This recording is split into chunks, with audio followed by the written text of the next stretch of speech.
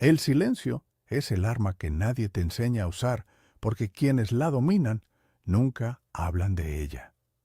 Hay algo que los hombres más poderosos de la historia entendieron y que la mayoría de la gente común nunca descubre.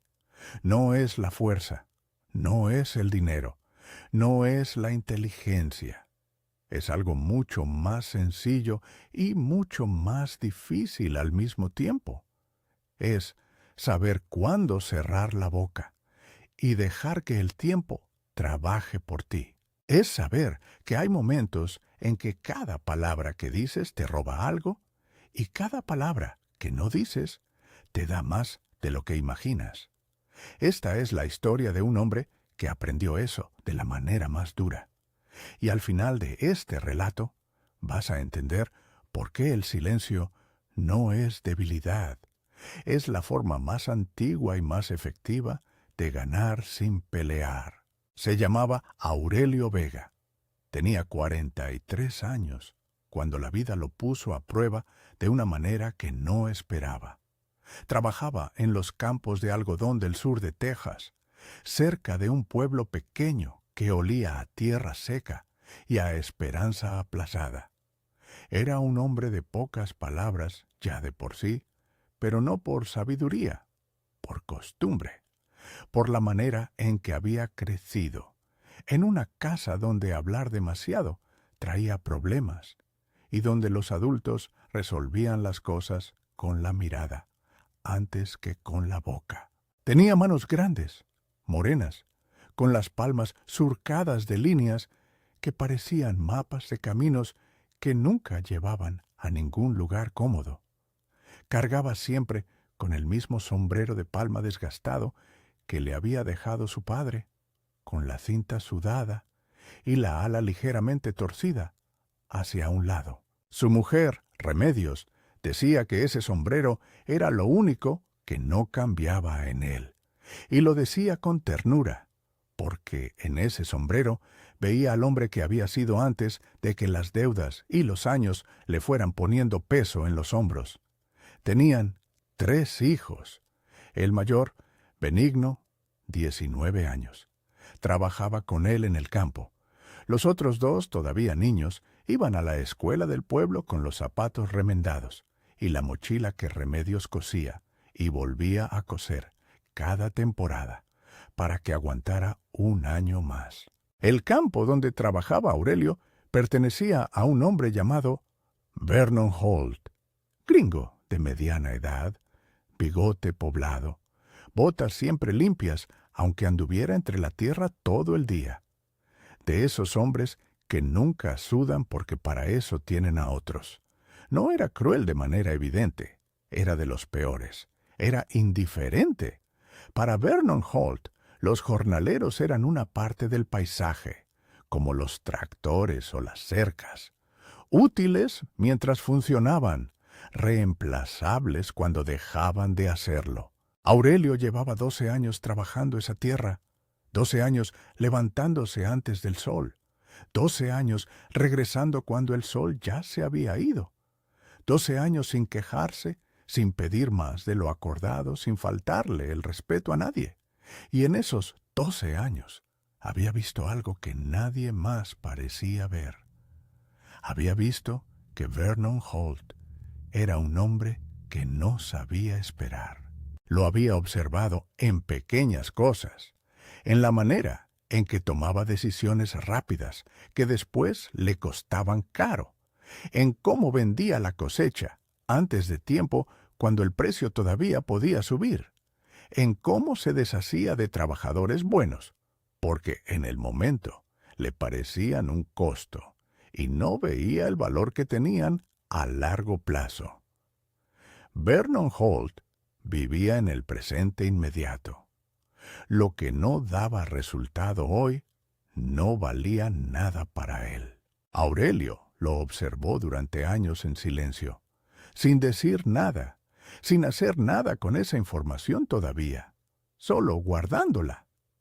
El problema empezó un lunes de mayo. Vernon Holt reunió a la cuadrilla al amanecer con una noticia que nadie esperaba. Había decidido vender la mitad norte del campo. Demasiado costo de irrigación, dijo. Demasiado trabajo para lo que producía.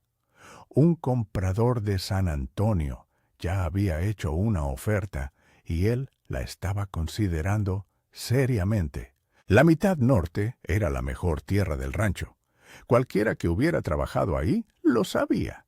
El suelo era más profundo, retenía mejor la humedad, daba cosechas más densas. Vernon Holt no lo sabía porque Vernon Holt no trabajaba la tierra. Solo miraba los números, y los números de ese año no habían sido buenos, porque había habido una temporada seca que afectó esa parte del campo de manera irregular. Aurelio escuchó todo sin decir nada. Benigno, a su lado, no pudo callarse. El muchacho tenía 19 años, y el fuego que tienen los de 19 años cuando sienten que algo está mal. «Don Vernon», dijo con voz firme, «esa tierra no es mala. Es que este año fue seco. Si la irriga bien la próxima temporada, esa mitad va a dar el doble que el sur». Vernon Holt lo miró como se mira a un mosquito que zumba cerca del oído. «Nadie te preguntó, muchacho». Benigno abrió la boca para responder. Aurelio le puso la mano en el hombro, despacio, sin apretar, solo el peso de la mano. Y Benigno cerró la boca. De regreso al surco, caminando entre las matas de algodón, Benigno le habló en voz baja, con la frustración encendida en los ojos. «Papá, ¿por qué me callaste? Tenía razón. Ya lo sé. Entonces, ¿por qué?» Aurelio no respondió de inmediato. Siguió caminando, siguió trabajando, y después de un rato largo, dijo algo que Benigno no entendió en ese momento. «Porque todavía no es el momento de hablar». Esa noche, Aurelio no durmió bien. Se quedó en la oscuridad con los ojos abiertos, escuchando la respiración de Remedios a su lado y el viento suave contra la ventana.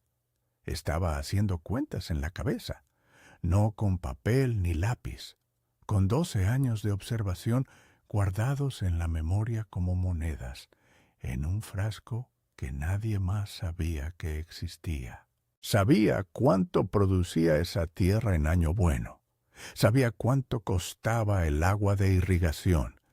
Sabía que el comprador de San Antonio era un intermediario que iba a revender más caro. Sabía que Vernon Holt necesitaba el dinero rápido porque tenía una deuda con el banco que vencía en julio. Y sabía algo más.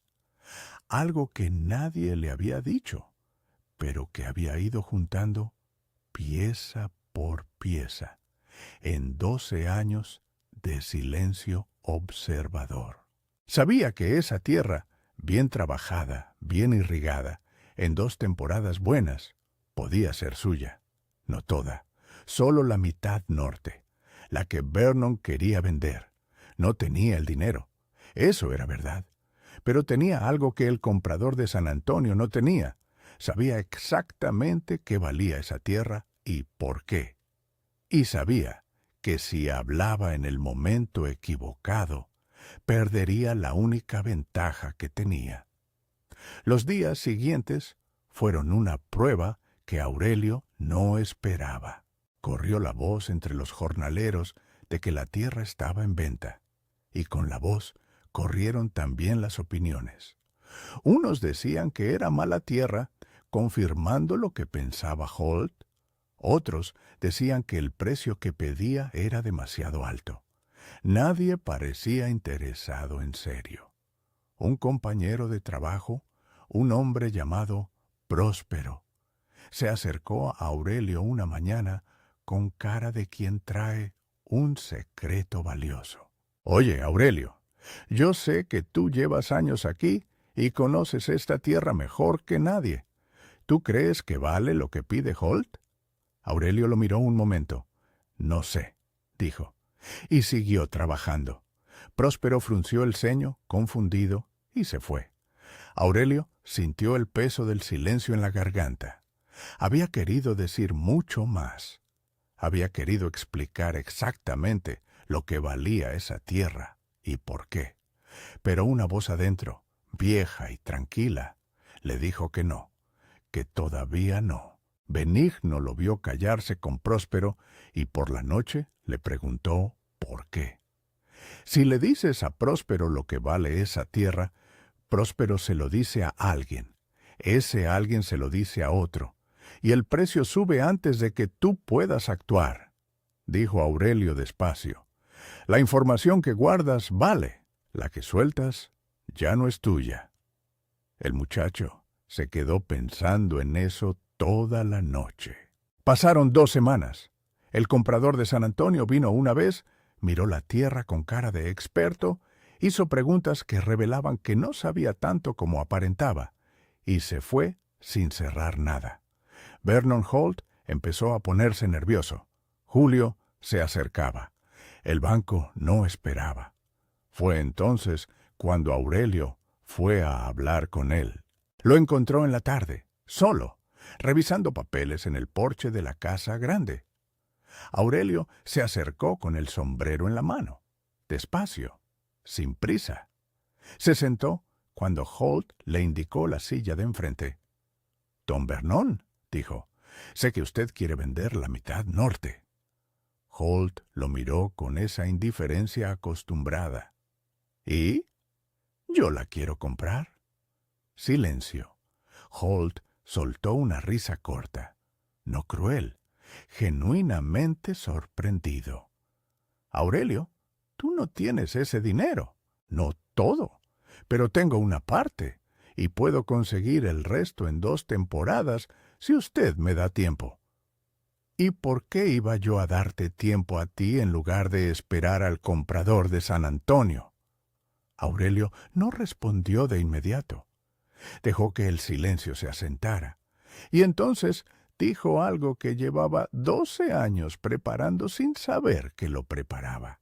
«Porque el comprador de San Antonio no sabe lo que usted sabe sobre esa tierra, y si usted cierra con él antes de julio, va a vender por menos de lo que vale.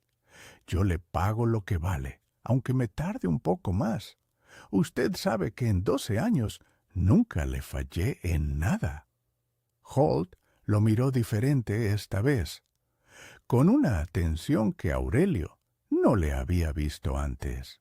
«Antes de que te cuente lo que respondió Vernon Holt, necesito pedirte algo. Si llevas un tiempo siguiendo este canal, sabes que cada historia aquí tiene un peso real y que no se cuenta a las carreras. Si todavía no te has suscrito, este es el momento. Dale al botón ahora mismo, porque lo que viene en esta historia es exactamente la parte que más importa. Y si ya eres parte de esta comunidad, gracias, de verdad. Cuéntame en los comentarios. ¿Hubo alguna vez en tu vida un momento en que callarte fue lo más difícil, pero también lo más inteligente que pudiste hacer? Quiero leer tu historia. Ahora sí, volvamos con Aurelio, porque la respuesta de Holt lo cambió todo. Vernon Holt no respondió ese día. Dijo que lo pensaría, y Aurelio se levantó, se puso el sombrero y se fue sin presionar, sin preguntar cuándo, sin pedir señales. Se fue como quien ya hizo lo que tenía que hacer y ahora le toca al tiempo hacer lo suyo. Eso fue lo más difícil. No la conversación, la espera después. Pasaron 5 días. 5 días en que Aurelio trabajó igual que siempre, sin preguntar, sin buscar a Holt con la mirada, sin mostrar nada. Benigno lo observaba con una mezcla de admiración y angustia. «Papá, ¿y si dice que no? Entonces habrá sido no. ¿Y ya? ¿No vas a hacer nada más? Ya hice todo lo que podía hacer. Ahora no me toca a mí». Remedios, que escuchaba desde la cocina, sonrió sin que ninguno de los dos la viera. El 6º día, Vernon Holt Mandó a uno de sus empleados a buscar a Aurelio al campo. Lo esperaba en el porche, con los papeles sobre la mesa. No era el precio completo lo que Aurelio había ofrecido. Era una parte, con el resto en 2 pagos a lo largo de 2 temporadas.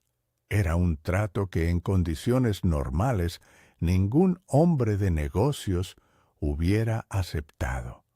Pero Vernon Holt tenía a Julio encima y el banco en la nuca. Y tenía también, aunque no lo dijera en voz alta, 12 años de prueba de que Aurelio Vega era de los hombres que cumplen. Firmaron.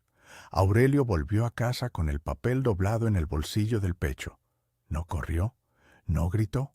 Entró despacio, se sentó a la mesa, le extendió el papel a Remedios y la miró. Ella lo leyó otra vez. Levantó los ojos. Y entonces sí lloraron los dos, callado, como todo lo importante que pasaba en esa casa. Benigno llegó después y los encontró así. Miró el papel, miró a su padre. ¿Cómo lo hiciste? Aurelio pensó un momento. Esperé a saber lo que valía lo que tenía. Esperé a que el otro necesitara más de lo que yo necesitaba. Y no le dije a nadie lo que sabía hasta que fue el momento. ¿Y cómo supiste cuándo era el momento? Cuando ya no había nada más que aprender esperando. Cuando hablar era lo único que faltaba. Benigno, asintió despacio, como quien guarda algo en un lugar del que no va a olvidarse. Ahora quiero que pienses en algo que vale más que la historia de Aurelio, aunque su historia ya vale mucho. Vivimos en un mundo que premia al que habla más fuerte, al que reacciona más rápido, al que siempre tiene una respuesta, una opinión, una réplica. Las redes sociales, las conversaciones, los conflictos, todo parece diseñado para que saques tus cartas lo antes posible, para que respondas antes de pensar, para que muestres lo que sabes antes de saber si es el momento de mostrarlo. Y la mayoría de las veces, eso es exactamente lo que te hace perder. Hay un principio que los estoicos entendieron hace 2000 años y que sigue siendo igual de verdad hoy. Epicteto, que fue esclavo antes de ser filósofo, y que por tanto entendió el poder mejor que nadie, porque lo conoció desde abajo. Decía algo que parece sencillo, pero que cuesta toda una vida aplicar. Tenemos 2 orejas y una sola boca, y deberíamos usarlas en esa proporción. No lo decía como consejo de cortesía, lo decía como estrategia de vida. El que escucha más de lo que habla, acumula información que el otro no sabe que tiene. El que guarda silencio cuando todos esperan que reaccione, genera una incertidumbre en el otro que lo lleva a revelar más de lo que debería. El que no muestra sus cartas antes de tiempo, conserva la ventaja de quien todavía puede elegir cómo jugar. Aurelio Vega no leyó a Epicteto, pero vivió exactamente eso. Y hay algo más, algo que la historia de Aurelio muestra de manera que ningún libro termina de explicar del todo. El silencio no es pasividad. Eso es lo que mucha gente confunde. Creen que callarse es no hacer nada, que esperar es rendirse, que quien no habla no tiene poder. Pero el silencio de Aurelio no era el silencio del que no tiene nada que decir. Era el silencio del que tiene demasiado que decir y sabe exactamente cuándo decirlo. Era un silencio activo, lleno de observación, de cálculo, de paciencia construida ladrillo a ladrillo durante 12 años. La diferencia entre el silencio del débil y el silencio del fuerte es lo que hay dentro mientras dura. El débil calla porque no sabe qué decir o porque tiene miedo de lo que pasaría si hablara. El fuerte calla porque está escuchando, aprendiendo, esperando el momento exacto en que sus palabras van a hacer el máximo efecto con el mínimo costo. Esa es la forma más antigua y más efectiva de ganar sin pelear. ¿Y tú?